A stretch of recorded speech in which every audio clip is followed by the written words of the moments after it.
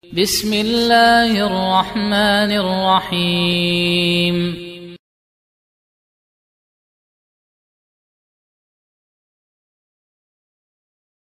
Tiga modus yang paling jitu, yang dengannya dukun menipu manusia, menyesatkan orang, menghancurkan bangsa dan negara, merusak agama masyarakat. Ada tiga jurus utama mereka. Yang pertama adalah mengaku orang pintar, mengklaim tahu ilmu gaib, bisa meramal masa depan, bisa tahu nasib orang. Bahkan bukan hanya itu, kadang sampai mengaku bisa ikut menentukan nasib orang. Maka ada orang-orang yang pingin jabatan, atau agar jabatannya langgeng, dia pun datang kepada para dukun. Gimana negara mau maju kalau pejabatnya seperti ini, jemaah sekalian? Kalau para pejabatnya percaya kepada dukun, bagaimana mungkin sebuah bangsa akan maju? Gak mungkin, pasti akan hancur.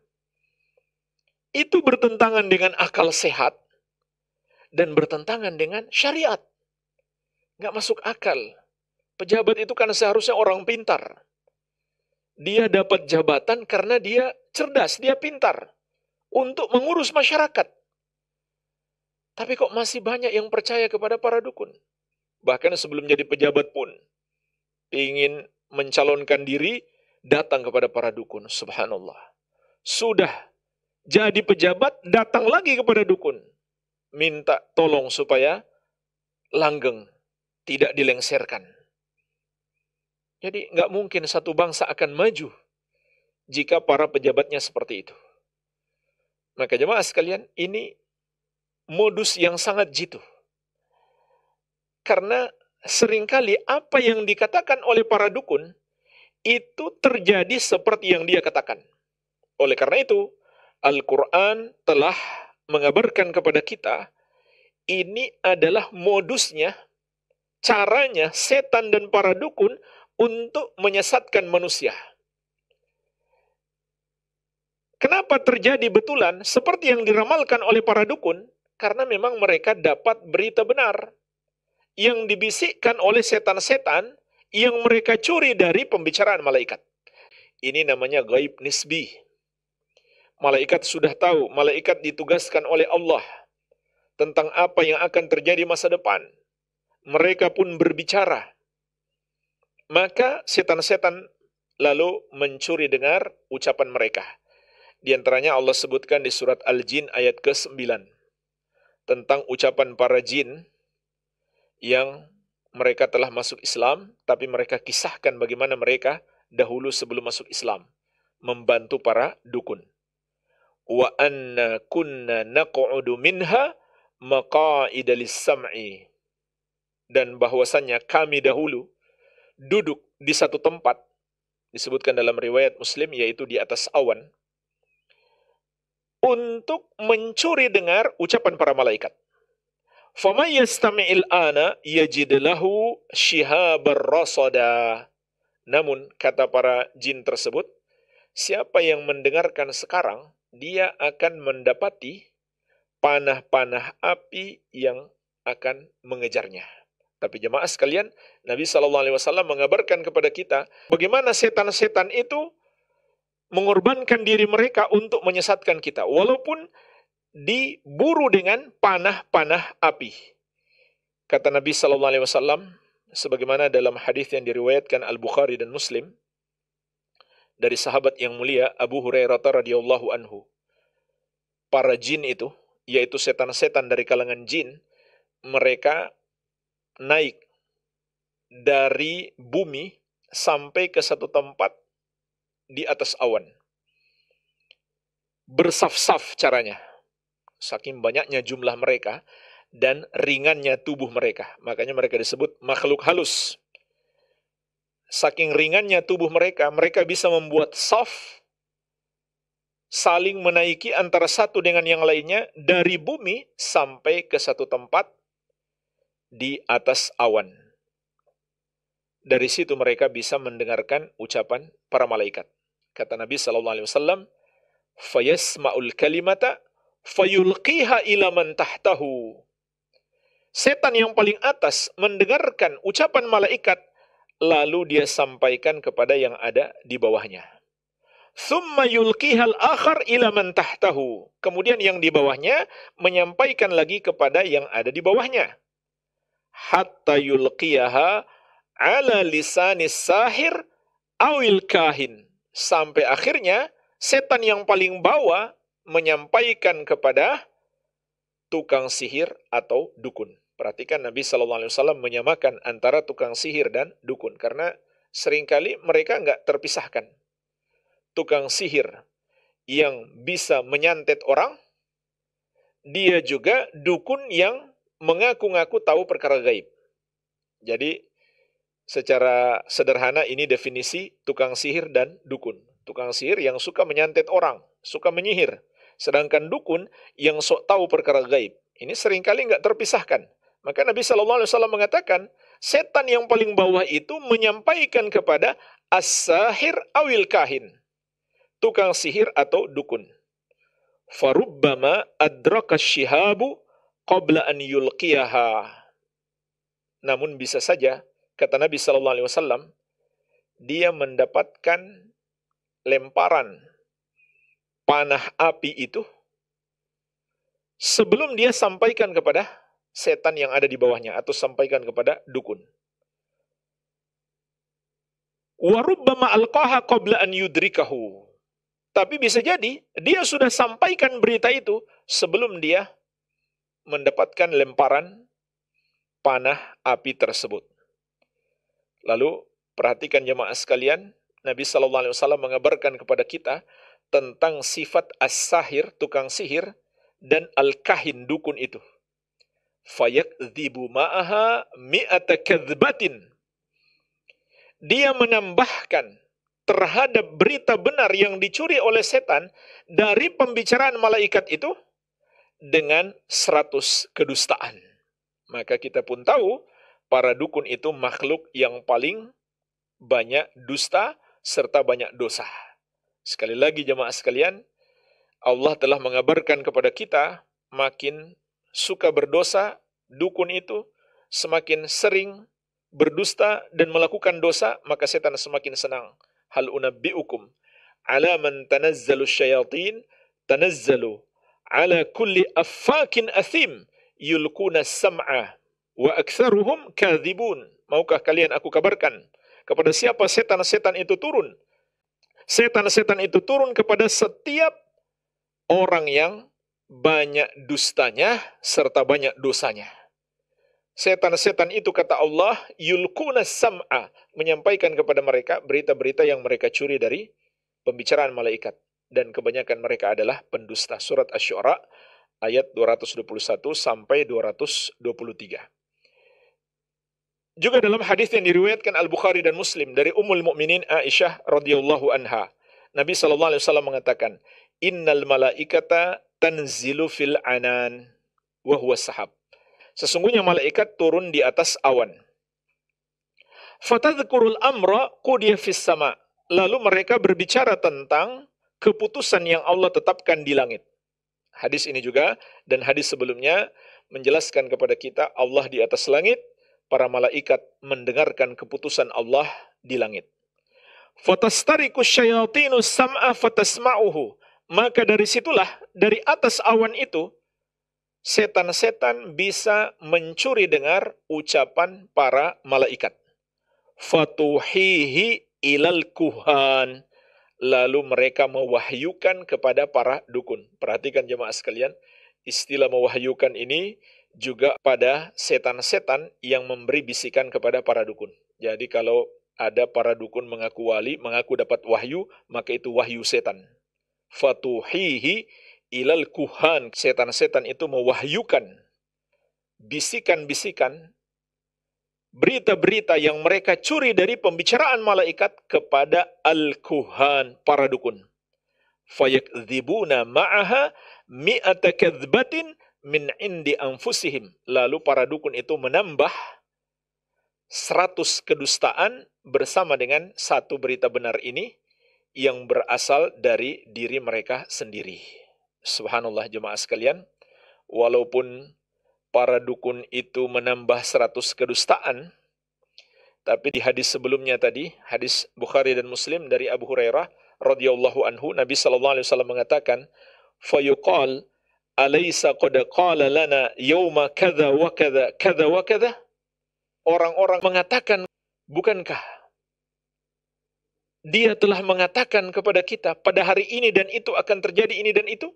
Fayusaddaqu bitilkal kalimatil lati sumi'a minas sama. Maka para dukun itu pun dipercaya dikarenakan ada satu kalimat atau satu berita yang dicuri dari langit, dari ucapan para malaikat yang dicuri oleh setan-setan. Baik. Jadi jemaah sekalian, lihat di sini Nabi sallallahu alaihi wasallam mengatakan kepada kita bagaimana mudahnya orang-orang itu tertipu. Karena adanya satu ramalan yang tepat yang terjadi. Ya, seperti dukun perempuan yang sempat viral beberapa hari lalu setelah kecelakaan pesawat Sriwijaya. Itu pun setelah pesawatnya kecelakaan jatuh, baru dia sok mengatakan, saya sudah meramal ini. Ya katakanlah betul, dia meramal dan terjadi. Maka orang yang belajar agama, orang yang beriman, justru semakin yakin. Inilah dukun yang dikabarkan oleh Nabi Muhammad SAW. Terkadang apa yang dia sampaikan betul-betul terjadi. Karena memang itu berita benar yang dicuri oleh setan-setan. Namun orang-orang bodoh akan mengatakan, betul kan dia hebat? Betul kan dia memang orang pintar? Apa yang dia katakan benar-benar terjadi? Subhanallah, ini yang diingatkan oleh Nabi Muhammad sallallahu alaihi wasallam tentang bagaimana para dukun menipu manusia. Ini yang pertama. Ini jurus mereka yang pertama. Dengan meramal berita-berita masa depan dan terjadi. Makanya mereka mengklaim mereka adalah orang pintar, paranormal, punya ilmu menerawang masa depan. Orang-orang bodoh pun tertipu. Ini yang pertama. Yang kedua jemaah sekalian, mengaku wali. Mengklaim dia adalah ustadz. Bahkan punya pondok pesantren, kiai. Dan juga mengklaim punya karomah. Punya kesaktian-kesaktian. Inilah jemaah sekalian, dua yang ada dalam satu paket. Dengannya mereka menipu manusia. Mengaku wali, ustadz kiai, dan punya karomah sebagai wali. Ini termasuk tipu daya. Karena karomah itu jemaah sekalian nggak mungkin diklaim. Dan orang yang benar-benar wali itu juga nggak mungkin mengaku-ngaku sebagai wali. Nggak mungkin jemaah sekalian kalau dia betul-betul wali. Karena wali itu akan bersikap tawadu. Wali itu, siapa sebenarnya wali? Bukanlah wali Allah itu orang sakti, bukan. Tidak ada dalam syariat ini pelajaran supaya bisa sakti, tidak ada. Semua bentuk kesaktian itu adalah permainan sihir dan dukun. Jangan tertipu. Karomah betul ada, tapi karomah beda dengan kesaktian. Karomah tidak sama dengan kesaktian. Yang paling penting kita mengenal karomah itu dan bisa membedakannya dengan sihir adalah kita lihat orangnya. Maka Allah mengabarkan kepada kita, siapa wali itu? Surat Yunus ayat 62-63. Allah Subhanahu wa taala berfirman, "Ala inna awliya Allahi la khaufun 'alaihim wa la hum yahzanun alladzina amanu wa kanu yattaqun." Ketahuilah, wali-wali Allah itu mereka tidak takut dan tidak pula bersedih hati. Alladzina amanu wa kanu yattaqun. Mereka adalah orang-orang yang beriman dan bertakwa. Ini sudah definisi wali Allah, bukan orang-orang sakti. Justru sebaliknya, orang-orang yang punya kesaktian itu adalah musuh Allah atau wali setan alias para dukun. Jadi jemaah sekalian, wali itu orang yang beriman dan bertakwa. Sehingga para wali itu bersikap tawadu, tidak mengaku-ngaku sebagai wali, tidak mengklaim sebagai wali. Dan memang tidak ada yang mampu mengklaim dia sebagai wali. Nggak ada. Kenapa? Tidak ada yang bisa memastikan amal-amalnya diterima oleh Allah atau tidak. Wali-wali itu kan orang yang Allah cintai. Siapa di antara kita yang bisa memastikan amal-amal saya diridhoi Allah sehingga saya termasuk orang yang Allah cintai? Nggak ada yang bisa memastikannya. Oleh karena itu Allah mengatakan, "Fala tuzakku anfusakum." Surat An-Najm ayat 32. Maka janganlah kamu mensucikan dirimu sendiri. Maka orang yang mengaku-ngaku wali adalah orang yang mensucikan diri mereka sendiri, yaitu merekomendasi dirinya sendiri, menganggap dirinya hebat. Justru itu bukan sikap atau sifat para wali Allah Subhanahu wa taala. Syekh Abdurrahman bin Hasan rahimahullah taala dalam kitab beliau Fathul Majid mengatakan, "Wala raiba anna man idda'al wilayatah wastadalla bi ikhbarihi bi ba'dil mughayyabat fahuwa min awliya'is syaitan la min awliya'ir rahman." Dan tidak diragukan lagi bahwa orang yang mengaku wali dan berdalil dengan kemampuan dia bisa meramal masa depan atau mengetahui hal-hal yang gaib, maka dia sebenarnya termasuk wali setan, bukan wali Allah Ar-Rahman yang Maha Penyayang. Jadi mereka betul wali, tapi bukan wali Allah, wali setan. Na'udzubillah.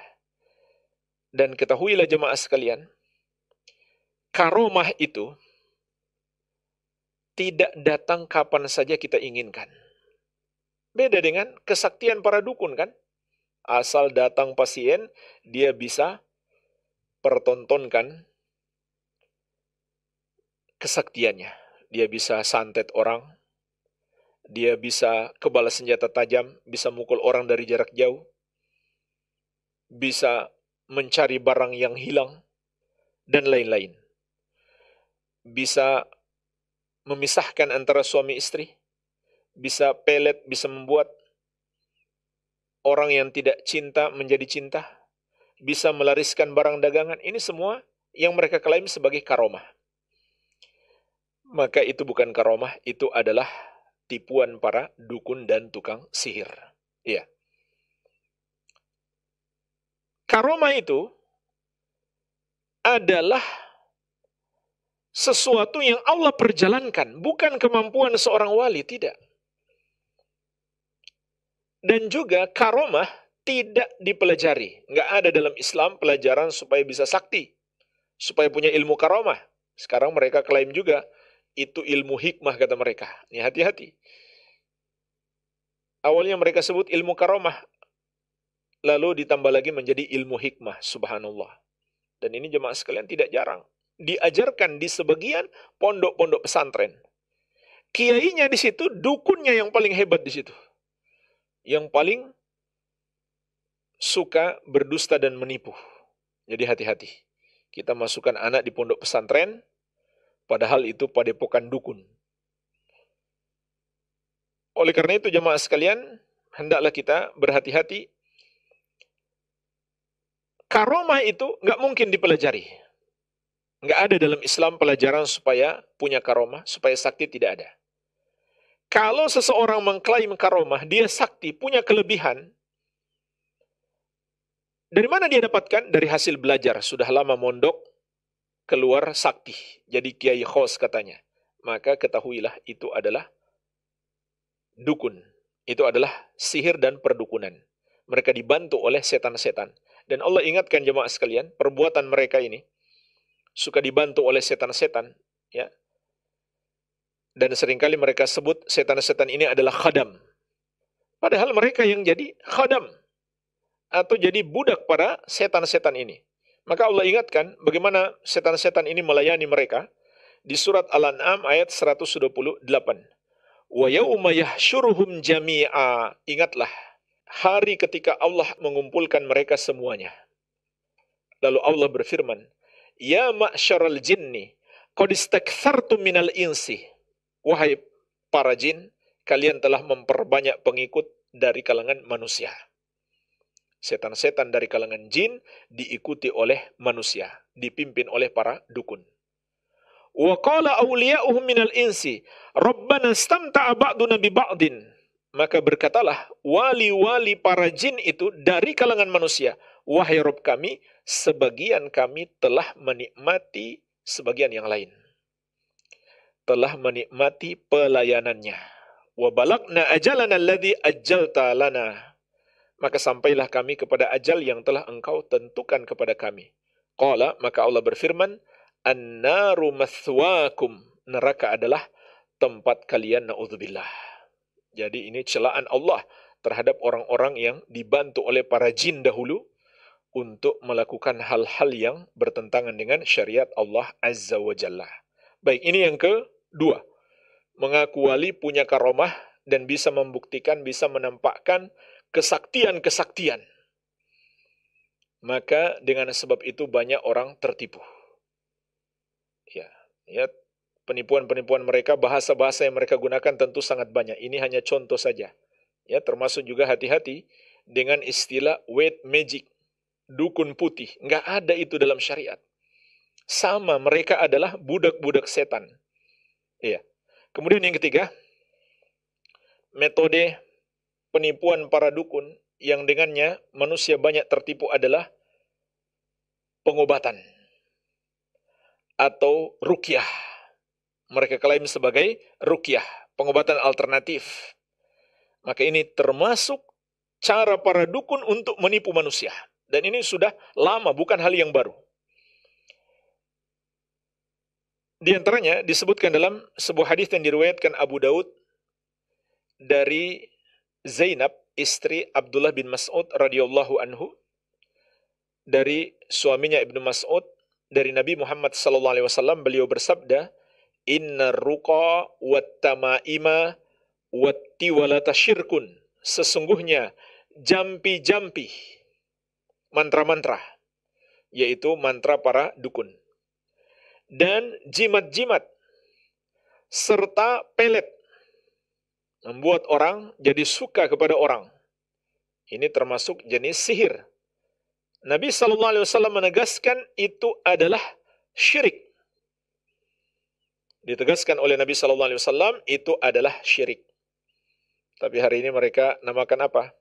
Ajian pemikat Nabi Yusuf alaihissalam. Subhanallah. Jimat pemikat Nabi Yusuf alaihissalam.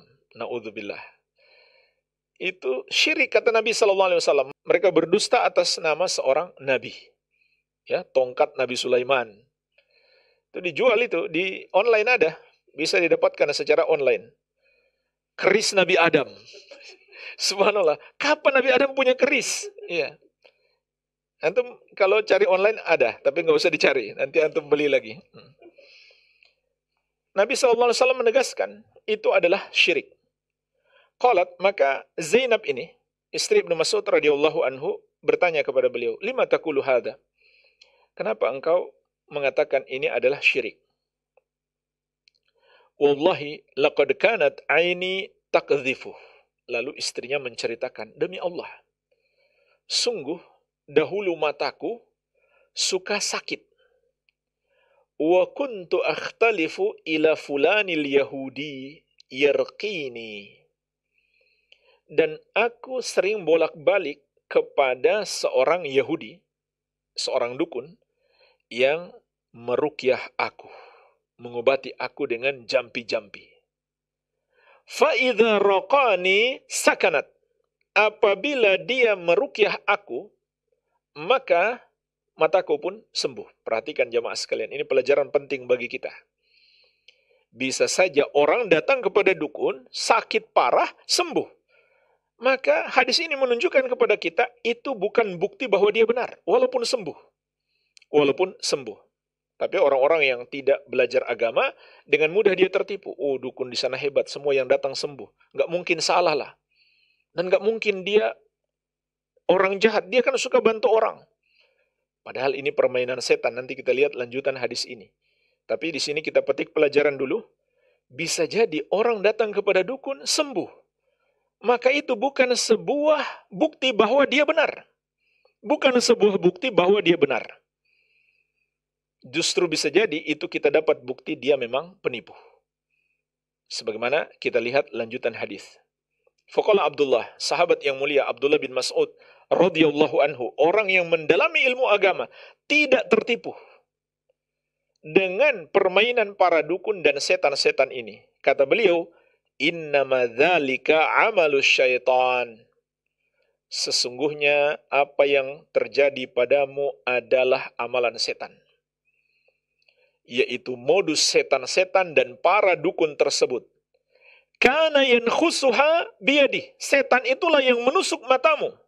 Fa idza raqaha kaffa anha. Kalau dukunnya itu meruqyah kamu, maka setan melepaskan tusukannya. Jadi ini modus. Setan menyakiti manusia supaya manusia datang kepada dukun. Bahkan seringkali jemaah sekalian, setan datang di mimpi manusia itu.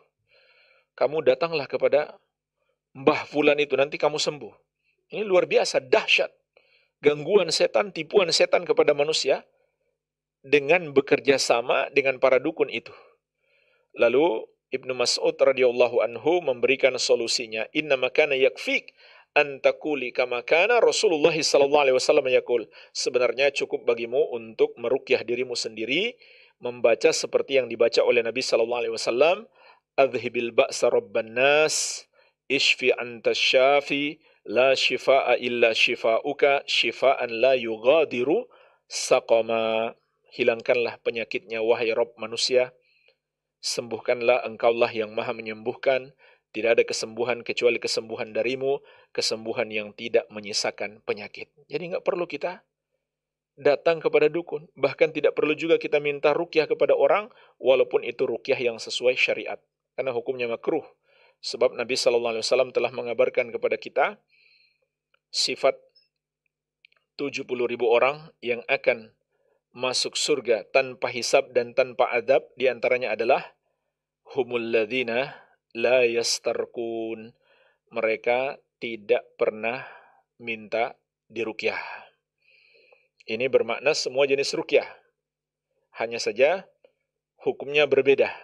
Kalau minta ruqyah para dukun, maka hukumnya syirik. Karena itu sama saja percaya kepada dukun. Minta jasa kepada dukun dan menyetujui kesyirikan para dukun tersebut. Kalau yang diminta ruqyah itu mengandung bid'ah dan maksiat, maka hukumnya haram. Kalau yang diminta ruqyah itu adalah ruqyah yang sesuai syariat, maka hukumnya makruh. Karena Nabi SAW mengabarkan, orang yang melakukannya tidak akan masuk dalam 70.000 orang yang masuk surga tanpa hisab dan tanpa adab. Sebab itu bisa menjadi jalan dia menjadi bergantung kepada tukang ruqyah itu. Ya. Tapi jangan salah paham, meruqyah itu sendiri adalah amal soleh. Kalau kita lihat orang sakit, kita ruqyah, kita dapat pahala. Yang terlarang di sini adalah minta ruqyah. Baik.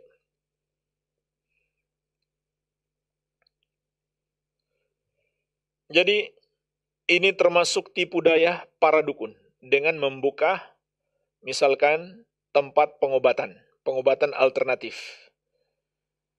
Padahal ini adalah modus mereka.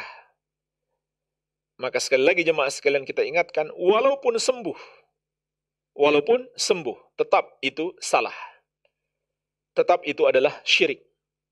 Dan seorang muslim walaupun dia menderita, mati sekalipun itu lebih baik daripada terjerumus dalam dosa terbesar, dosa kesyirikan. Hanya sembuh sebentar, nggak lama lagi mati, mendapatkan azab yang pedih, yang kekal abadi, na'udzubillah. Iya. Al-Hafidz Ibnu Hajar Al-Asqalani Asy-Syafi'i rahimahullah juga menyebutkan dalam Fathul Bari, menukil dari Ibnu Tin rahimahullah. Beliau mengatakan, wa tilka ar-ruqa al-manhi anha allati yasta'miluha al-mu'azzim wa ghairuhu mimman yadda'i taskhiral jinni lahu fayati bi umurin mushtabihah. Nah, ini diantara modus mereka dalam ruqyah mereka yang kita harus waspadai. Dan ruqyah yang terlarang yang dipergunakan oleh para dukun dan selainnya yang mengaku-ngaku dapat mengatur jin, dapat mengendalikan jin, atau menjadikan jin sebagai khadam mereka. Ini diantara ciri-ciri para dukun ya. Mengaku-ngaku punya piaraan, punya pembantu dari kalangan jin. Disebutkan para ulama. Yadda'i taskhirul jinni lahu. Fayati bi umurin mushtabihatin. Maka mereka pun mendatangkan perkara yang samar. Inilah cara mereka menipu pasien. Mereka datangkan sesuatu yang samar. Murakkabatin min haqqin wa batilin. Yaitu yang tercampur antara yang hak dengan yang batil. Bentuknya seperti apa? Yajma'u ila dzikrillahi wa asma'ihi ma yashubuhu min dzikri syayatin wal isti'anati bihim wa ta'awudz bimaradatihim. Yaitu mereka kumpulkan bersama dengan zikir kepada Allah dan penyebutan nama-nama Allah. Mereka tambahkan penyebutan nama setan-setan, meminta tolong kepada mereka dan memohon perlindungan kepada para pembesar setan-setan itu. Dan bisa jadi bagian ketika dia membaca permintaan kepada setan itu dia pelankan. Tapi saat dia baca Al-Quran dia keraskan. Nah ini di antara tipu daya para dukun yang sudah disebutkan para ulama sejak dulu yang ngaku-ngaku dukun putih. Ya kelihatan dia baca Al-Quran. Tapi dia campurkan dengan permohonan kepada setannya. Dan jemaah sekalian, saya pernah baca sendiri surat Al-Fatihah pada iyyaka na'budu wa iyyaka nasta'in. Di tengah-tengahnya mereka tambah satu nama setannya di situ. Subhanallah. Jadi kelihatannya dia baca Al-Quran, padahal ada kalimat yang dia tambahkan justru untuk merusak makna yang terkandung dalam Al-Quran itu. Nah, untuk menipu manusia seringkali mereka baca ini pelan. Yang dikeraskan bacaan Al-Qurannya. Jadi orang mengira, oh dia meruqyah dengan Al-Quran. Padahal dia minta tolong kepada setannya, tapi suaranya dipelankan. Iya. Maka jemaah sekalian, ini diantara tipu daya setan, bekerja sama dengan para dukun untuk menyesatkan manusia, hendaklah kita berhati-hati. Iya.